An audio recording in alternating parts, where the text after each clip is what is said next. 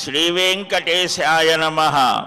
హరే రామ రామ రామ హరే హరే, హరే కృష్ణ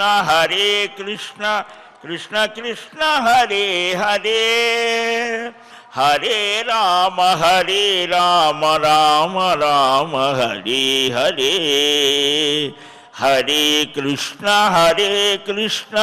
కృష్ణ కృష్ణ హరే హరే. శుక్లాంబరధరం విష్ణుం శశివర్ణం చతుర్భుజం ప్రసన్నవదనం ధ్యాయేత్ సర్వవిఘ్నోపశాంతయే. యస్యద్విరదవక్త్రాజ్యాః పారిషద్యాః పరస్యతం విఘ్నం నిఘ్నంతి సతతం విశ్వక్సేనం తమాశ్రయే.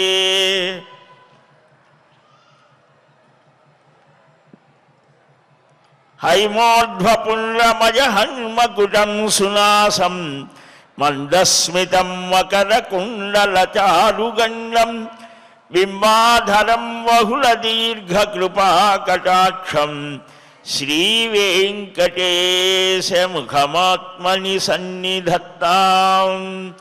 నారాయణం నమస్కృత్య నరం చైవ నరోత్తమం దేవీం సరస్వతీం వ్యాసం తతో జయముదీరయేత్. కృష్ణాయ వాసుదేవాయ దేవకీ నందనాయ చ నందగోపకుమారాయ గోవిందాయ నమో నమః. శ్రీలక్ష్మీవల్లభారంభాం విఖనో మునిమధ్యమాం అస్మదాచార్యపర్యంతాం వందే గురుపరంపరాం. అస్మత్ శ్రీ గురుచరణారవిందాభ్యాం నమః. పరమగురుభ్యో నమః. సర్వగురుభ్యో నమః. బ్రహ్మోవాచ శృణువత్స ప్రవక్ష్యామి బ్రహ్మాండాఖ్యం పురాతనం యద్వాదశసాహస్రం ఆదికల్పయథాయుతం ప్రక్రియోక్ష్యానుషంగాఖ్య ఉపోద్ఘాతస్తృతీయకః చతుర్థ ఉపసంహారః పాదాశ్చత్వార ఏవ హి. పరమ కరుణామూర్తి అయినటువంటి ఆ లక్ష్మీ విశిష్టుడైనటువంటి వేదవేద్యుడు వెంకటరమణుని యొక్క దివ్య సన్నిధానంలో పరమ పవిత్రమైన జ్యేష్ఠమాసం అన్నిటిలో చాలా శ్రేష్టమైనటువంటిది. దేనికి అంటే పారాయణలు. ఈ జ్యేష్ఠమాసంలో వ్రతాలు, దానములు. గ్రీష్మ ఋతువు కదా, ఈ ఋతువులో జలదానం అంటే కాస్త మంచినీరైనా ఇతరులకు ఇచ్చినా అది కూడా గొప్ప విశేషం అన్న. ఇవాటి రోజుల్లో అది చాలా గొప్ప విశేషమే. అన్నీ దొరుకుతాయి కానీ మంచినీరు దొరకడం కూడా కొంచెం ఇబ్బందికరం. కనుక మంచినీటిని దానం చేసిన, మజ్జిగ దానం చేసిన, ప్రపాదానం ఒక చలివేంద్రం పెట్టి బాటసారులకు మంచి వసతి కల్పించినా కూడా అది గొప్ప విశేషము అని పురాణాలలో మనకు అలాగ చేసినటువంటి వారు ఏ స్థితిని పొందారో కూడా మనకు చాలా అద్భుతమైనటువంటి గాథలు ఉన్నాయి. మనం నారద మహాపురాణంలో ఈ పురాణ వాన్మయాన్ని గురించి మనం 18 పురాణాలు ఉన్నాయి అని, ఈ 18 పురాణాలలో మనం అంటే 2-3 తరాల వెనక్కి పోతే పాఠ్యాంశాలలో ఈనాటికి కూడా పురాణాలవి అని మనకు తెలియకుండానే పురాణాల్లో చెప్పినటువంటి ఆ ఋషులు చెప్పినటువంటి కథలని పిల్లలకు చెప్పడం. ఆవు పులి కథ, నాడీ జంఘోపాఖ్యానం, ఇలాగ చాలా కథలు ఉన్నాయి. ఇవన్నీ కూడా మనకు భారతం, పద్మపురాణం, స్కాంద పురాణం వీటిల్లో వస్తాయి. నిన్న మనం చెప్పుకున్నాం ఈ మత్స్య పురాణం. దానికి ముందుగా ఈ పురాణాలలో విశేషమైనటువంటి కూర్మ పురాణం, వామన పురాణం,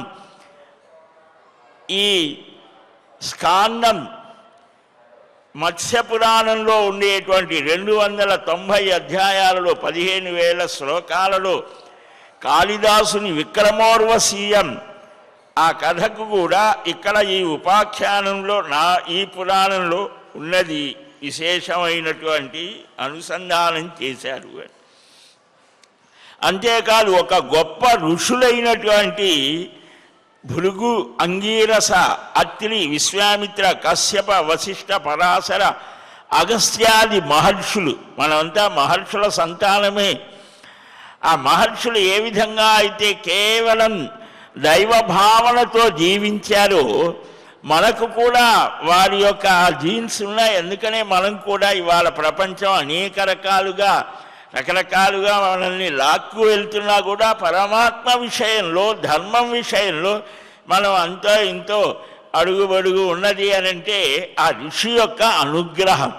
ఆ ఋషుల యొక్క చరిత్రలు కూడా మనకు చెప్పాయి. వీరి యొక్క వంశ వర్ణన దీనిలో 195వ అధ్యాయం నుంచి 202 వరకు ఉంటుంది.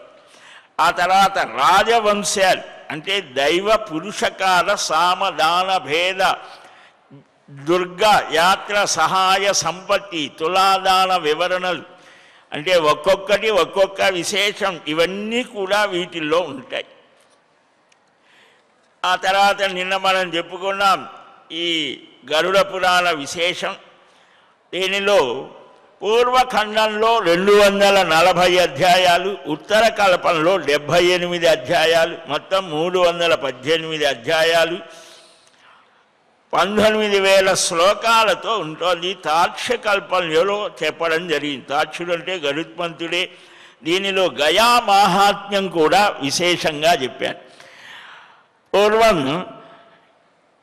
ఎక్కువ సంతానాన్ని పొందాలి అనుకునేవారు.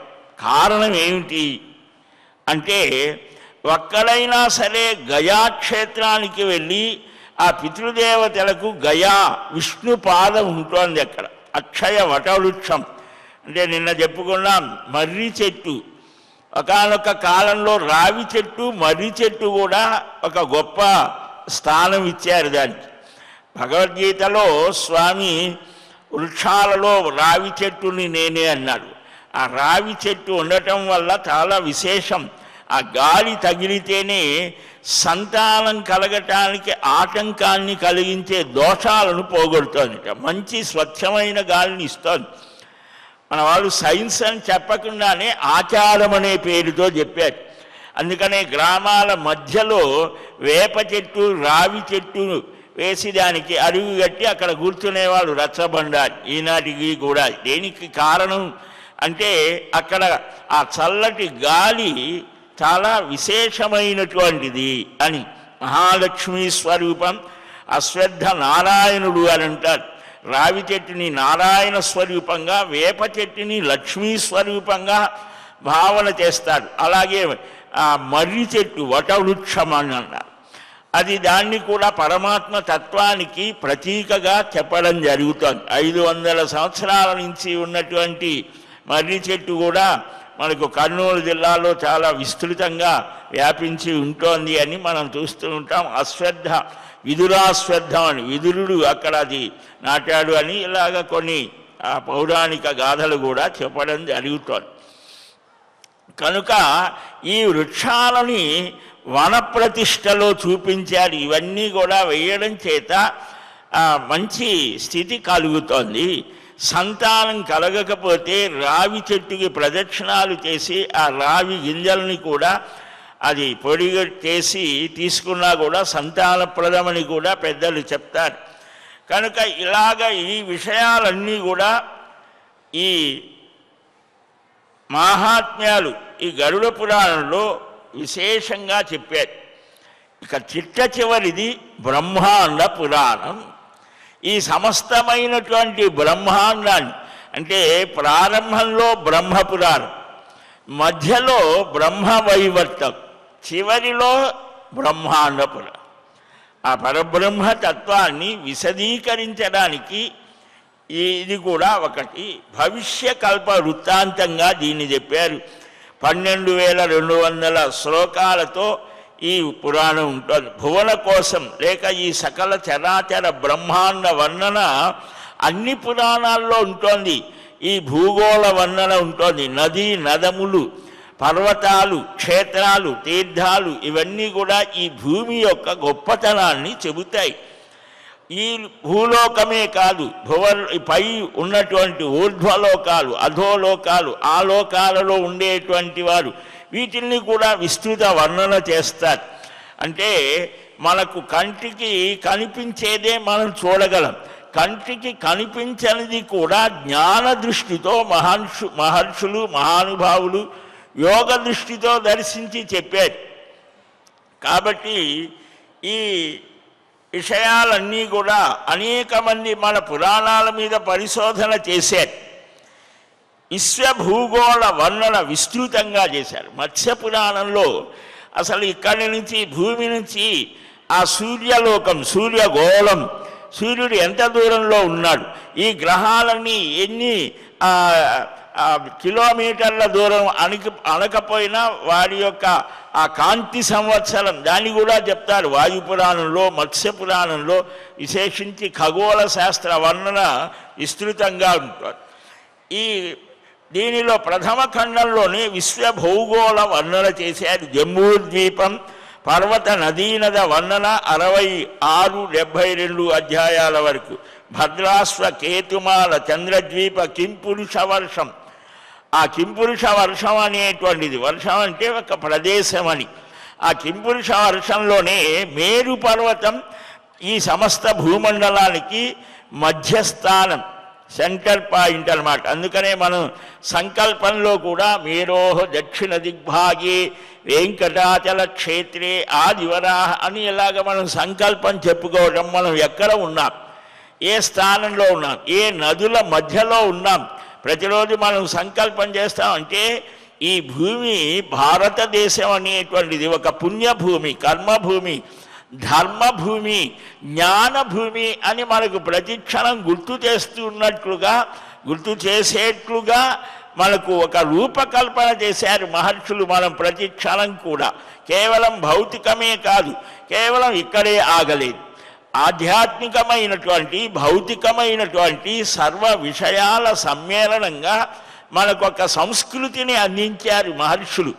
దాన్ని మనం చక్కగా అవగాహన చేసుకొని మన పిల్లలకు కూడా చెప్పాలి. ఒక తరం నుంచి ఇంకొక తరానికి కుటుంబ వ్యవస్థ ద్వారానే ఈ సంస్కృతి, ధర్మాలు, సంప్రదాయాలు అందాలి. ఇంకెక్కడో ఎవడో వచ్చి మనకు చెప్పరు. మన ఇంట్లో మన పిల్లలకు మనమే చెప్పాలి. మనం చెప్పాలంటే మనకు తెలియాలి కదా, తెలుసుకునే ప్రయత్నం చేయాలి. కనుక ఇలాగా అనేక వర్షములు, దీపముల వర్ణన దీంట్లో సమగ్రంగా దొరుకుతోంది. దీనిలో ఇంకా కొన్ని పురాణాలలో రాజవంశాలు, అంటే కలియుగంలో మనకు చంద్రగుప్తుల వరకు కూడా ఒక వంశాలు, ఆ రాజ పరిపాలకులు జనమేజయుడి దగ్గర నుంచి మహాభారత అనంతరం వచ్చినటువంటి పరీక్షిత్ కుమారుడు జనమేజయుడు. ఆయన ఏదో పురాణాలలో కనిపించే పాత్రలు కాదవి, అవి జరిగినటువంటి వారు. ఆ జనమేజయ శాసనం మనకు కడప జిల్లాలో కూడా కనిపిస్తోంది, చాలా చోట్ల కనిపిస్తోంది. జనమేజయుని ప్రతిష్ట చేసినటువంటి ఆలయాలు మనకు తిరుపతిలో రామచంద్రస్వామి వారి ఆలయం, అలాగనే ప్రకాశం జిల్లాలో పామూరు అని ఉన్నది, అక్కడ జనమేజయ ప్రతిష్ట. ఒక సర్పం పాము కరిస్తే ఈనాటి కూడా అక్కడ పడుకోబెడితే ఆ గోపురం దగ్గర మళ్ళా వాడు ఆ పాము ఇది తొలగిపోయి వస్తాడని కూడా. పాము ఆ పేరే అది. సర్పయాగం చేసిన తర్వాత ఆ జనమేజయ చక్రవర్తి అనేక ప్రదేశాల్లో సంచరించాడని. అలాగే అనేక స్థానాలు ఉన్నాయి, శాసనాలు కూడా ఉన్నాయి. కనుక ఈ క్షత్రియ వంశ వివరణ చారిత్రక దృష్టితో చూసేవాడి చరిత్రకారులకు ఇవన్నీ చాలా ఉపయోగించుకున్నారు, కానీ మనకు తెలియనివ్వలేదు. పురాణాల్లో ఉన్నటువంటి వాటిని మేము తీసుకున్నామని చెబితే దీనికి చాలా గొప్ప స్థితి కలుగుతుంది కదా. ఇవి బాహ్యంగా కొంతమంది చాలా విచిత్రంగా ఈ పురాణాలు పెద్ద ప్రాధాన్యత లేదనేట్టుగా చేశారు. మనకి కాదు, ఈ పురాణాల వల్ల సర్వ విజ్ఞానం కలుగుతోంది. ఇక్కడ ఈ పురాణం యొక్క విశేషం, బ్రహ్మాండ పురాణంలో విశేషం ఏంటంటే దీన్ని జ్వాలా దీపానికి తీసుకొని వెళ్ళారు. అంటే ఈనాడు బాలి అంటారే, అక్కడ జావా భాష కలి భాషలోకి ఇది అనువాదం అయినది అని ఇప్పటికీ దొరుకుతుంది. పార్సీ భాషలో 15వ శతాబ్ది నుంచే, అంటే 10వ శతాబ్ది నుంచే మన పురాణాలు ఇవన్నీ కూడా ఇతర భాషల్లోకి ఇతర దేశాలకు వెళ్ళాయి. ఆల్బేరూని అని అప్పుడు వచ్చినటువంటి దండయాత్ర చేయటానికి వచ్చినటువంటి వారు వెంట కవులు పండితులను కూడా తెచ్చారు. వాళ్ళు ఇక్కడ ఉన్నటువంటివన్నీ తీసుకొని వెళ్ళారు. దీంట్లో ఉన్నటువంటివన్నీ కూడా గ్రహించి మళ్ళీ మనకే చెప్తున్నారు. వాళ్ళ సున్నాని కనిపెట్టింది మనకు మన పండితులే, మహానుభావులు. దాని మీదనే ఇవాళంతా స్టాటిస్టిక్స్ అంతా కూడా ఆధారపడి ఉన్నాయి. అలాగే ఎన్నో ఉన్నాయి.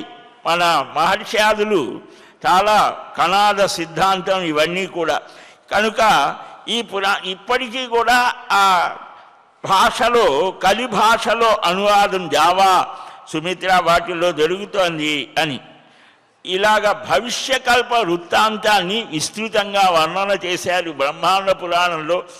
నదుల తీర్థాల వర్ణన, నక్షత్ర మండలం, మన్వంతరాలు, ఇలాగా దీనిలో ఒక విశేషం బ్రహ్మాండ పురాణంలో అధ్యాత్మ రామాయణము అని దీంట్లోది అని చెప్తారు. అయితే ప్రస్తుత బ్రహ్మాండ పురాణంలో అది కనిపించదు, అది ప్రత్యేకంగా వెళ్ళిపోయింది. అలాగ చాలా స్తోత్రాలు పారాయణ చేసేటువంటివి అన్నీ కూడా క్షేత్ర మహాత్మ్యాలు, అవి ప్రత్యేక గ్రంథాలు అయ్యాయి.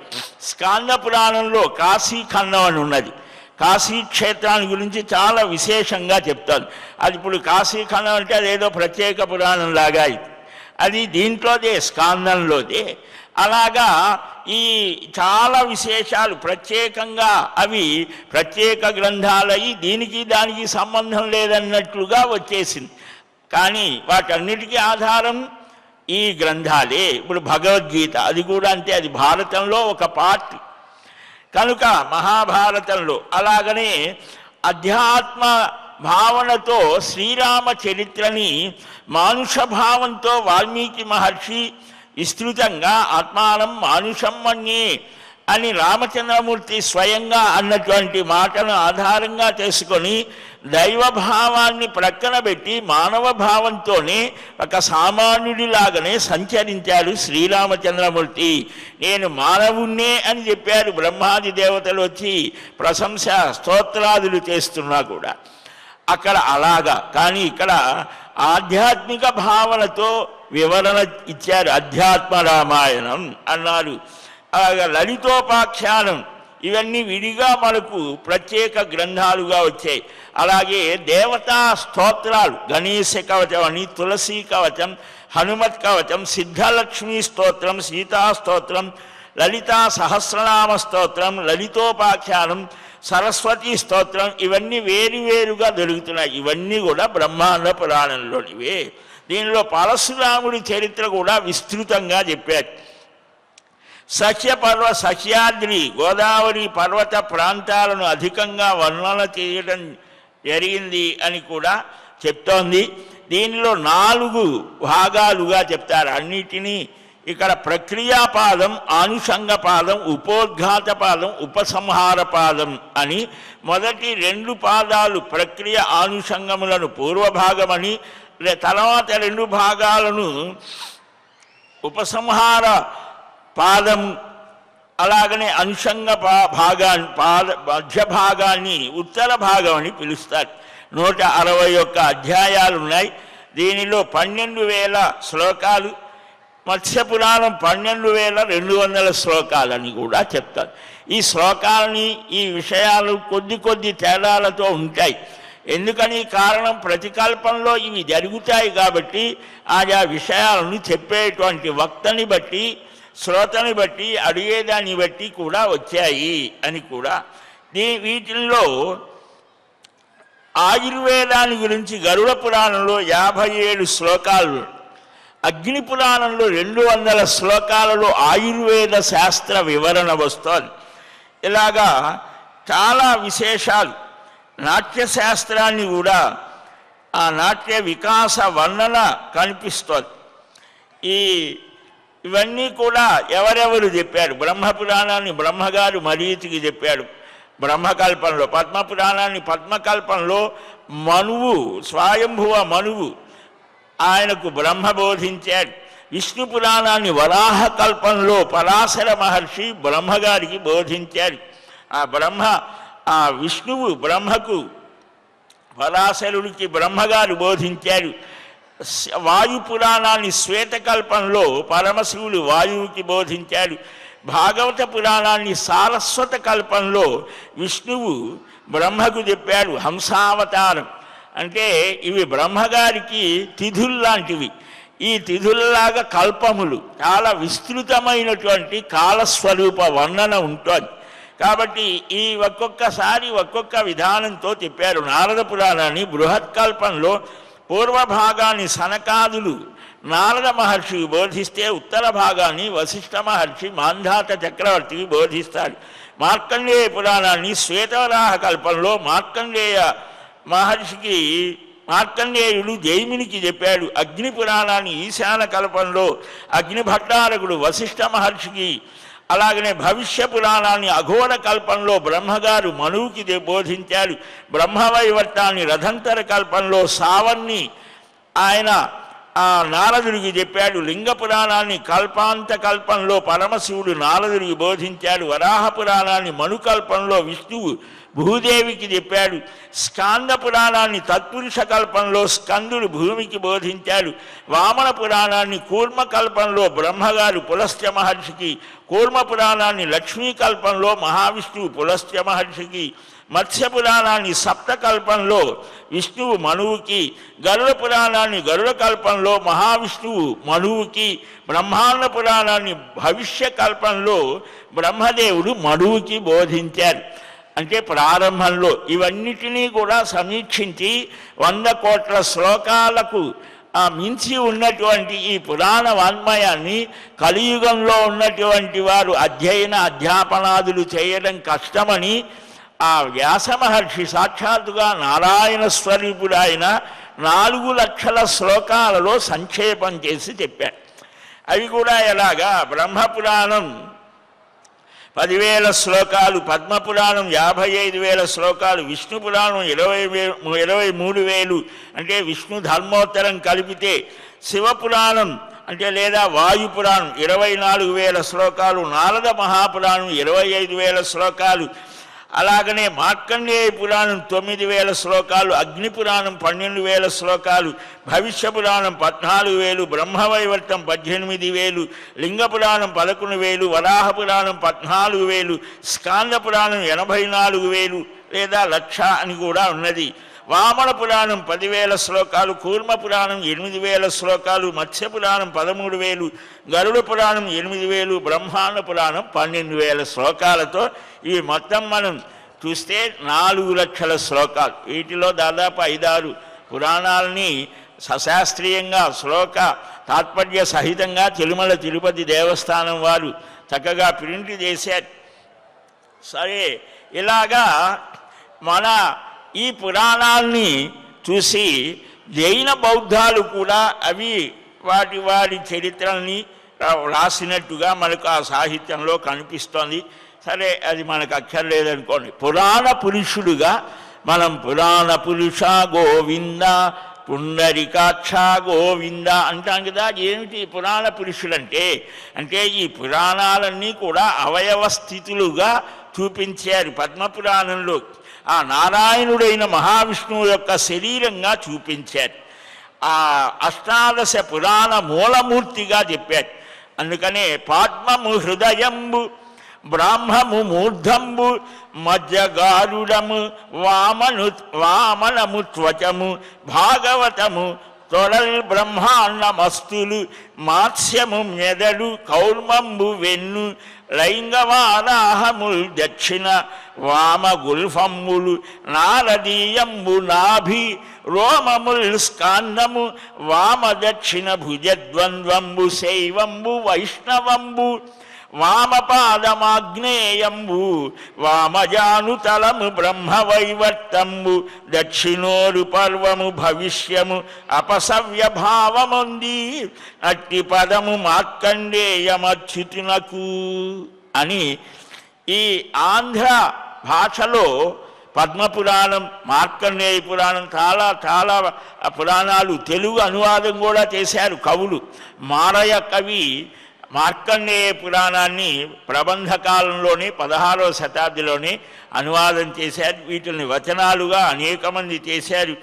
ఇలాగా అంటే మత్స్య పురాణం మెదడు, బ్రహ్మపురాణం శిరస్సు, స్కాంద పురాణం వెంట్రుకలు, విష్ణు పురాణం కుడి భుజం, శివపురాణం ఎడమ భుజం, బ్రహ్మాండ పురాణం అస్తులు, పద్మపురాణం హృదయం, కూర్మ పురాణం ఆయనకు వెన్నుట, గరుడ పురాణం మజ్జ, నారద పురాణం నాభిస్థానం అన్నాడు ఆయనకి, నాభి సమం, వామన పురాణం చర్మం, భాగవతం కుడి తొడ అన్నమాట, భవిష్య పురాణం కుడి మోకాలు, బ్రహ్మవైవర్త పురాణం ఎడమ మోకాలు, వరాహ పురాణం ఎడమ చీలమండ, లింగ పురాణం కుడి చీలమండ, మార్కండేయ పురాణం కుడి పాదం, అగ్ని పురాణం ఎడమ పాదం అన్నారు.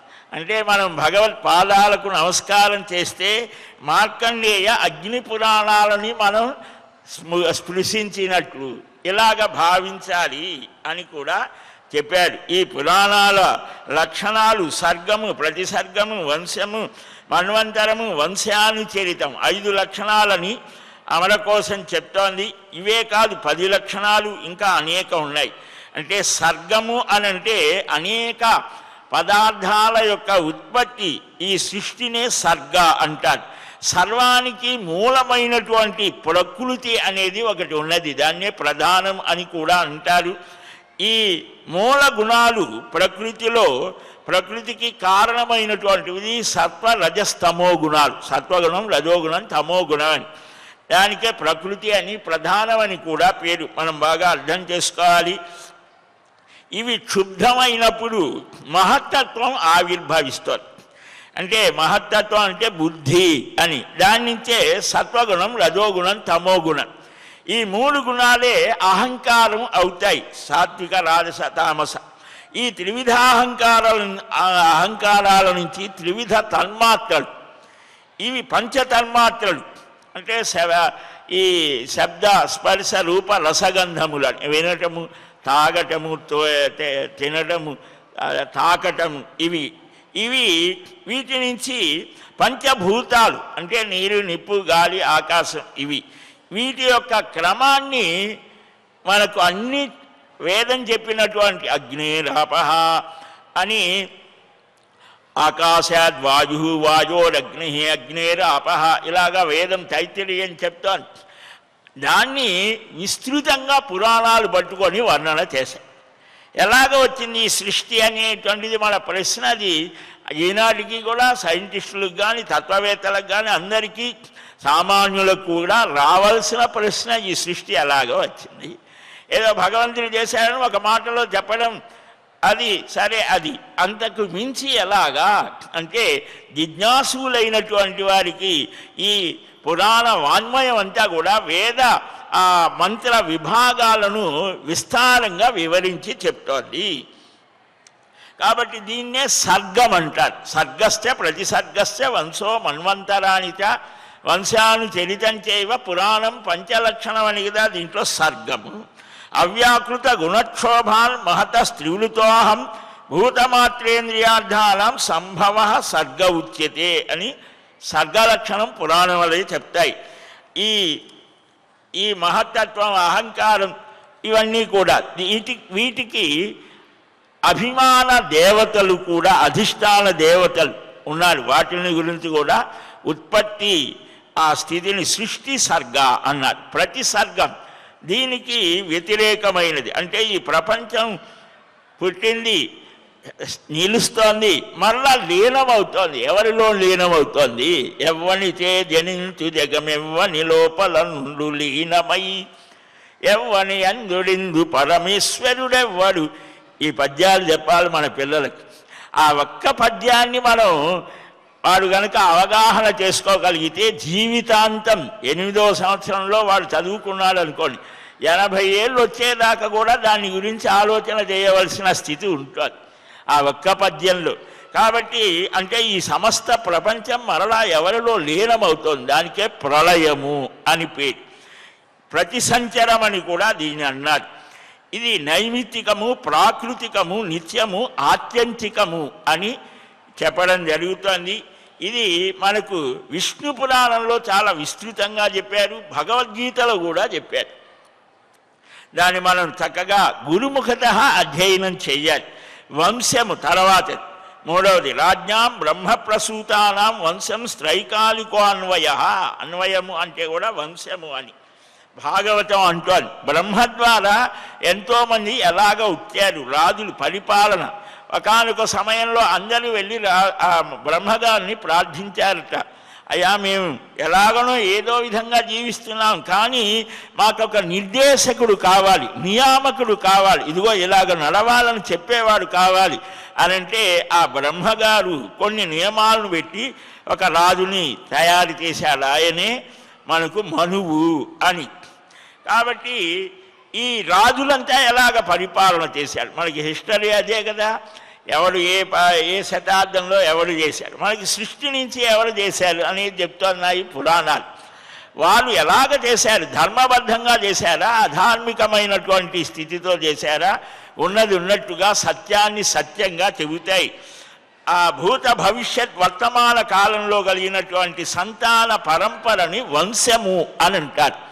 వంశము నిల్పనే కదా వివాహము అని మన వాళ్ళు పద్యాలు వాడుతుంటారు కదా.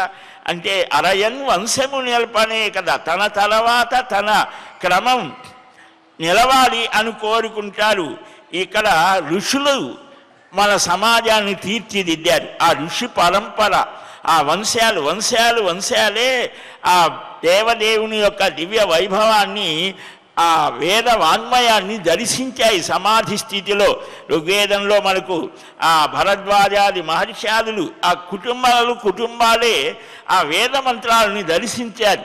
కాబట్టి అత్రి మొదలైనటువంటి వారి యొక్క చరిత్రలు కూడా పురాణాల్లో వస్తాయి. మన్వంతరం అంటే విభిన్న కాలాల్లో జరిగినటువంటి సంఘటనను గుర్తుగా చెప్పేటువంటి ఆ విధానం కాలగణనం అంటారు. ఒక్కొక్క మహానుభావులు, మాంధాతాది మహారాజులు, చక్రవర్తులు, వారి కాలం ఏమిటి, సగర చక్రవర్తి, ఆ మాంధాత ఇలాగ వాడు ఏ కాలంలో ఎంతవరకు, కొన్ని కోట్ల సంవత్సరాలు అంటే దాదాపు 200 కోట్ల సంవత్సరాల చరిత్రని పురాణాలు చెప్తాయని స్థూలంగా మనం అనుకోవచ్చు. ఏమండి ఇదేంటి, ఈ సృష్టి ఇన్ని లక్షల సంవత్సరాలనో ఇన్ని సంవత్సరాలనో మనకు శాస్త్రవేత్తలు చెప్తున్నారు కదా, మీరేమిటి ఇన్ని చెబుతున్నారంటే ఋషులు చెప్పిన మాట చెప్తున్నారు.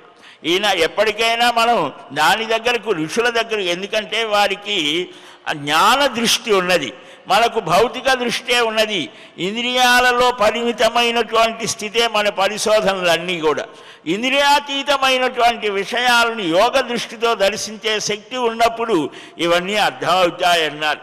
కాబట్టి 14 మన్వంతరాలు ఉన్నాయి. ప్రతి మన్వంతరానికి ఒక అధిపతి ఉంటాడు, ఆయనే మనువు. ఆ మనువు సహాయం వల్ల దేవతలు, మనువు పుత్రులు, ఇంద్రుడు, సప్తర్షులు, భగవద్ అవతారాలతో కూడి ఉన్నటువంటి దానికి మన్వంతరము అని పేరు. దాని లెక్క కూడా ఉన్నది, దాంట్లో కూడా చెప్తారు. తర్వాతది వంశానుచరితం. వంశానుచరితం తేషాం వృత్తం వంశధరాశ్చయే. భాగవతం 12వ స్కంధంలో వస్తారు. కాబట్టి చక్రవర్తులు, ఋషుల వంశాలలో మూల పురుషులైనటువంటి వారి యొక్క వర్ణనమే వంశానుచరితం. ఒక వంశంలో ఒక ఉత్తమమైన గుణాలు, లక్షణాలు కలిగినటువంటి వారు పుడితే కొన్ని తరాల వరకు ఆ వంశంలో అలాంటి లక్షణాలు కలిగిన వారు ఉత్పన్నమవుతారు. అందుకనే మన పిల్లలకు మన ఆస్తులతో పాటు ఆలోచనలు కూడా ఇవ్వాలి. ఆ ఆలోచనలు కూడా వారికి పరంపరగా వచ్చినప్పుడు వాడు అటు ఇటు తొణకడు. అందుకనే మనం ఆ వంశ ఆ వివాహం సమయంలో 3 తరాలు చూడమన్నారు.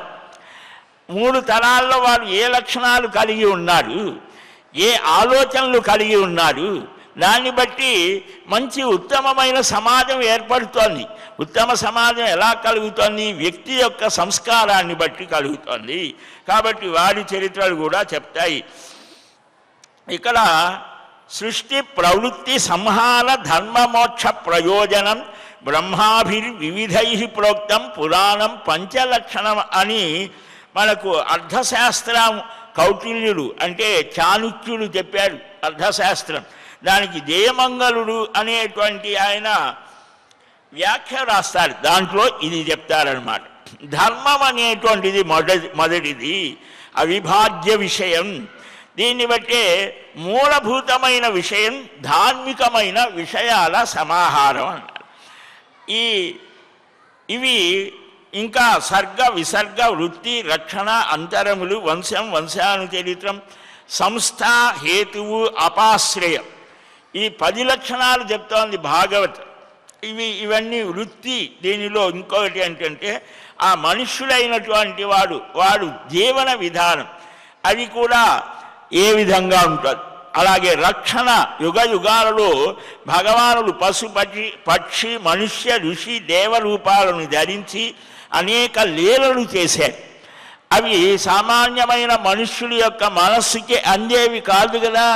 అందుకనే వారు ఆ అన్నటువంటి వాటిని చూపించారు. వేదాలను వేద ధర్మాలను రక్షించి దాన్ని విరోధించే వారిని శిక్షిస్తారు. అంటే ఇప్పుడు మనం సమాజం సజావుగా సాగటానికి ఒక చట్టం చేశారనుకోండి, ఆ చట్టాన్ని అతిక్రమించే వారిని ప్రభుత్వం శిక్షిస్తోంది కదా. అలాగనే ఈ విశ్వ ప్రభుత్వానికి రక్షకుడైనటువంటి ఆ పరమాత్మ దీన్ని అతిక్రమించేటువంటి వారిని ఎలాగ శిక్షిస్తారు ఆయా అవతారాల్లో లీలల్లో చెప్పారు. అదే రక్షణము. అలాగనే వంశం వంశానుచరిత్రం ఇవన్నీ కూడా హేతువు అంటే జీవుడు అనే అర్థాన్ని గ్రహించాలి అని. ఈ జీవుడు అనేటువంటి వాడు అవిద్య ద్వారా తాను ఆచరించే పనులకు కర్త అవుతాడు అని, ఈవుడికి ఏ ప్రమేయం ఉండదు అని వీడు ఎలాగా దీన్ని తెలుసుకోవాలి, దీని గురించి హేతువు అని చెప్తాడు. అపాశ్రయం పరబ్రహ్మకే ఇంకొక పేరిది అని. దీని యొక్క స్థితిని కూడా ప్రత్యక్షంగా పరోక్షంగా ఏ విధంగా ఆ పరమాత్మానుభూతిని పొందాలి. ఈ సర్గ ప్రతిసర్గ స్థానం పోషణం ఊతయం మన్వంతరం ఈశాను కథ నిరోధం ముక్తి ఆశ్రయం ఇవి కూడా భాగవతంలో 10 లక్షణాలు పురాణానికి చెప్పడం జరుగుతుంది. ఇలాగా వీటన్నిటిని బట్టి కొన్నేమో సాత్వికమైనటువంటివి అని, తామసమైనటువంటి లక్షణాలతో కొన్ని, రజోగుణ విభాగంతో కొన్ని కూడా చెప్పడం జరుగుతుంది. కొన్ని విజ్ఞాన కోశాలుగా కొన్ని తీర్థమయ విశేషాలను చెప్పినటువంటివిగా, అర్థశాస్త్ర విషయాలు చెప్పినటువంటివిగా ఇలాగ కూడా చెప్పారు. ఇవే కాకుండా ఉపపురాణాలు ఉన్నాయి. ఆదిపురాణం, నృసింహపురాణం, స్కాందం, శివధర్మ దుర్వాస నారదీయ కపిల వామన ఔశనస బ్రహ్మాండ వరుణ కాళికా మాహేశ్వర శాంబ సౌర పారాశర మారీచ భాస్కర పురాణాలు ఇవి కూడా ఉపపురాణాలు. ఇవి కాకుండా ఔపపురాణం ఉపపురాణములు సనత్కుమార బృహన్నారదీయ ఆదిత్య సౌర నందికేశ్వర కౌర్మ భాగవత వాసిష్ఠ భార్గవ ముద్గల కల్కి దేవి మహాభాగవత బృహద్ధర్మ ఇలాగ హరివంశం దీన్ని కూడా ఉపపురాణాల్లో కొన్ని, అంటే కొన్ని పేర్లు మహాపురాణాల్లో కనిపించినా ఇంకా మిగిలినవి ఖిలము అంటారు, వాటిని కూడా చెప్పారు. ఇలాగా మహాపురాణాలు ఉపపురాణాలు ఔపపురాణాలు ఉపోపపురాణాలు ఉపపురాణాలని కూడా చూపించారు. ఇలాగా వీటిల్లో అన్నిటినీ కూడా మనం చక్కగా గ్రహించాలి అనంటే యో విద్యా చతులో వేదాన్ సాంగోపనిషదో ద్విజ నచేత్ పురాణం సంవిద్యాన్నైవ సస్యాద్ విచక్షణ అని వాయుపురాణం మనకు చెబుతుంది. 4 వేదాలు 6 శాస్త్రాలు అన్ని ఉపనిషత్తులు చదివినా పురాణాధ్యయనం చేయకపోతే వాడు విచక్షణుడు కాలేడు. ఏం చేయాలి, ఏది తెలుసుకోవాలి, ఏది వినవాలి, ఏది స్వీకరించాలి అనే వివేకం, విచక్షణ, విజ్ఞాన వికాసం పురాణాల వల్ల కలుగుతోంది అనేటువంటిది మనం చక్కగా గ్రహించాలి అని ఈ పురాణ ప్రసంగం నారద మహాపురాణంలో బ్రహ్మగారే స్వయంగా మరీత్యాది మహర్ష్యాదులకు చెప్పారని ఆ విశేషాన్ని మనం గ్రహించాం. రేపు ప్రతి తిథికి ఒక విశేషం, ప్రతి క్షణము విలువైనటువంటిదే మానవ జీవితంలో. ఆ తిథులలో ఏ ఏ క్రియాకలాపాదులు వ్రతాదులు ఎలాగ చేయాలనేటువంటి విషయాన్ని కూడా చెప్పడం జరుగుతుంది. రేపు ఆ విశేషాలని గ్రహిద్దాం. శ్రీకృష్ణ గోవింద హరే మురారే హే నాథ నారాయణ వాసుదేవ గోవింద జయ జయ గోపాల జయ జయ రాధారమణ హరి గోవింద జయ జయ. హరే రామ రామ రామ హరే హరే, హరే కృష్ణ కృష్ణ కృష్ణ హరే హరే. స్వస్తి ప్రజాభ్య పరిపాలయంతాం న్యాయేన మార్గేణ మహీం మహీషాః. గోబ్రాహ్మణేభ్యः శుభమస్తు నిత్యం. లోకాः సమస్తా సుఖినో భవంతు. శ్రియకాంతాయ కళ్యాణ నిధయేర్ధినాం శ్రీవేంకట నివాసాయ శ్రీనివాసాయ మంగళం.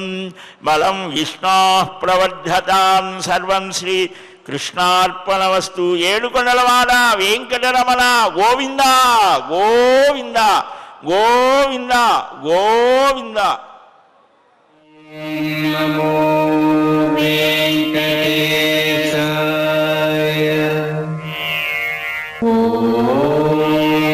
నమో